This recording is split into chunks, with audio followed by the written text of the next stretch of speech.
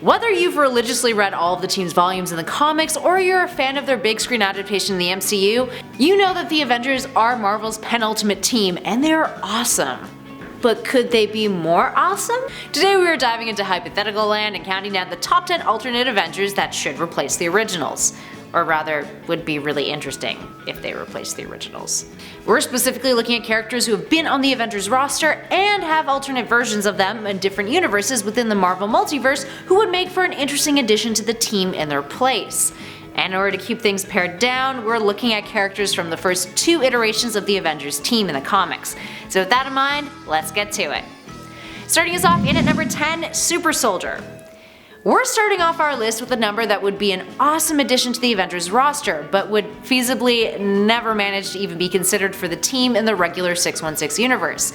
That's because he's an amalgamation of Steve Rogers and Superman. This is Super Soldier, a product of the combined DC Marvel Amalgam Universe in which various characters from each publisher were merged together to create new individuals.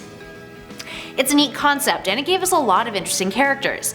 Naturally, it makes sense that Captain America and Superman would make a great match for each other, with the hero gaining his abilities thanks to the Super Soldier formula, which was created thanks to cellular samples from an alien corpse. Little less of an inspiring superhero origin story, isn't it? He can do everything that Cap and Supes can do, so needless to say, that's impressive. But damned if DC would ever let him join a 616 Avengers team. Up next, number 9, Hawkeye 2099. A 2099 version of Hawkeye appeared in Secret Wars, and he's really dope. So 2099 is a Marvel Comics imprint that initially began being published in 1992 as one possible future in the Marvel Universe. It's meant to take place 100 years in the future, and was initially titled Marvel 2093, which clearly was a little less catchy. Anyway, this Hawkeye shows up in Secret Wars 2019 issue 1 from 2015 as part of Alchemex's Avengers team. Named Max, last name never revealed, he differs from the traditional iterations of Hawkeye by having his DNA mixed with a hawk's, which gave him real claws and real wings. In our number 8 spot we have Natasha Stark. Here we have an alternate version of Iron Man hailing from Earth 3490, and it's a unique one. This Iron Man is actually Iron Woman, born Natasha Stark rather than Tony. She's exactly like Tony in the sense of having the same abilities as the 616 Stark and an almost identical suit of armor, except it's referred to as her Iron Woman armor, of course. Here's where things get really interesting though. Because this alternate version of Stark is a woman, Civil War never happened. Instead, Natasha gets involved with Captain America Steve Rogers, the two marry, and the Civil War event never occurs on Earth 3490. Apparently, they were a deterrent to each other's more aggressive behavior. Natasha first appeared in Dark Reign Fantastic Four issue 2 in 2009 when Reed Richards was in search of alternate realities in which Civil War had ended differently. Moving on to our number 7 spot, we have Ant-Man Wolverine.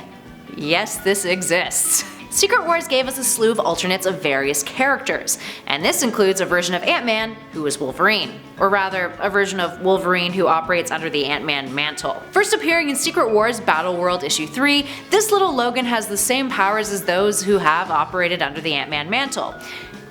And tiny claws to boot! How fun. This Ant-Man Wolverine was one of many alternate versions of Wolverine who were brought together in an attempt to fight a pacifist version of Wolverine, aka Monk, by Mojo.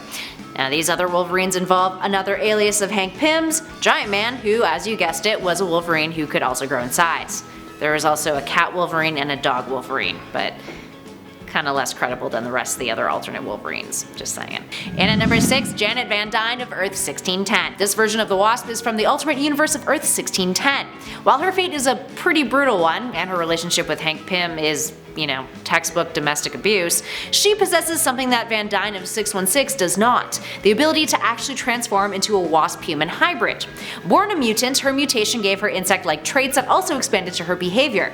She could lay eggs and eat insects, which yes is kind of gross, but the benefits at least outweigh the downsides. When she would reduce in size via the force of her willpower, she would grow a pair of insect-like wings from her back. She retained her normal strength when reducing in size and could control the exact proportions of that size, although her body contained a natural neurological reflex that prevented her from shrinking below a specific size, so can't get too small. And she also has an ability called bioelectrical blasts, in which she produces energy that she calls her wasp stings. She could use these blasts when at full size, which was essentially the equivalent of being struck by a lightning bolt. Moving on to number 5, Iron Maniac from Earth 5012. Okay, sure, we are looking at an Iron Man here who is technically a little off his rocker. Anthony Stark of Earth 5012, who calls himself Iron Maniac due to him believing that he is, I quote, the sole survivor of a sane world living in a backwards insane world, is from an alternate timeline where most Avengers members had been slain by the alien Titanus. During this period, Reed Richards became power-hungry and turned his back on the remaining heroes, and Stark ended up being scarred by an attack from the Human Torch. Essentially, he turns into a Victor Von Doom-esque character, setting up his base in Latveria in order to take over the world and save it from Richards. Compared to the original Tony, his body contains additional cybernetic enhancements, and he has developed a technology called power dampeners, which, in his timeline, he uses to counteract the Fantastic Four's powers. Nifty. Moving on to number 4, Weapon Hex. Weapon Hex is the product of the Infinity War storyline in which multiple characters were merged together. More on that later. Weapon Hex is an amalgamation of Scarlet Witch and X-23, aka Laura Kinney, Wolverine's cloned daughter of sorts. Her origin story is an amalgamation of both characters' origins, with the result being a character who has the reality warping abilities of Wanda Maximoff and the adamantium skeleton and claws of Laura Kinney. Essentially, she is Scarlet Witch with a defensive and melee upgrade, mixed with a dose of X-23's inherent trauma from being the literal creation of an experiment. Regardless though, she's pretty kick-ass. In at number 3, Storm Thor, from Earth 904. That rhymes. This alternate version of Thor is one in which Storm becomes the goddess of thunder. This occurred in an issue of Marvel's hypothetical series What If in Volume 2, Issue 12 from 1990, within a story titled What If the X-Men Had Stayed in Asgard. The story follows an instance in which the X-Men and New Mutants found themselves in Asgard, if the title didn't give that away already, with some of the mutants returning to Earth and others staying put. This led to a new age of X-Men on our home planet and a bunch of different X-Men members, the likes of Rogue, Nightcrawler, Mirage, Sunspot, and Cypher adopting an Asgardian way of life. Storm ended up becoming the new god of thunder due to Thor being trapped in the form of a Midgard frog. When Hela and Karnilla conspired to steal Storm's soul, Storm bested them, and Thor was released because of it. Thor renounced the throne, opting to go live on Earth instead, and gave it to Storm, who became the Queen of Asgard, since Odin had died. She also had her own hammer to wield called the Stormbringer. And hey, having a kick-ass version of Storm replace Thor in the Avengers? I mean, count us in, that's pretty cool. Moving on to number 2, Maestro Hulk. Hailing from the dystopian future of Earth 9200, Maestro Hulk is an alternate version of the Hulk who is a horrible tyrant. He first appeared in the 1992 story The Incredible Hulk Future Imperfect Issue 1.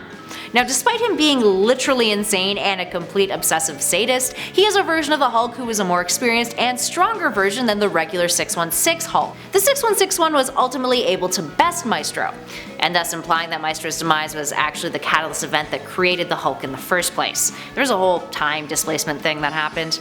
That being said, let's play a game of hypotheticals here, as if we weren't already in this list. If Maestro was actually a good guy instead, he would be a massive asset to the Avengers team. He's got all the benefits of being the Hulk, the super strength, speed, stamina, durability, the regenerative healing factor, capable of absorbing and resisting radiation, resistance to mind control, all that fun stuff, while maintaining his genius level intellect in this form. And he's immortal. He's like an upgraded, although still kind of mad version of the Hulk, and hey, that's pretty cool. And last but not least, in our number 1 spot, Soldier Supreme. Soldier Supreme is one of the more recently created alternates on our list. He is an amalgamation of Captain America and Doctor Strange, a product of that Infinity War storyline. Now that storyline involves Gamora using the Infinity Gems to fold reality in half and create something called Warp World. This merged many characters into one, with Steve Rogers and Stephen Strange becoming Steven Rogers. Their origin stories were merged, their powers were merged, and so were their aesthetics. This results in a version of Captain America who can do all of the things that Doctor Strange can do. In other words, Cap got a serious upgrade. Imagine having a Captain America who is basically a Sorcerer Supreme, or I guess Soldier Supreme, on the Avengers. Yeah, that's pretty cool. Alright, there we have it, friends. What other alternate versions would you want to be a part of the 616 Avengers? Or the MCU Avengers? Play hypothetical with us and comment below. If you guys dug this video, you know what to do. Hit that thumbs up button, share it with a friend, and be sure to subscribe to Top 10 Nerd if you haven't already. We'd love it if you stuck around some more. In the meantime, thanks for watching. I'll catch you all in the next video.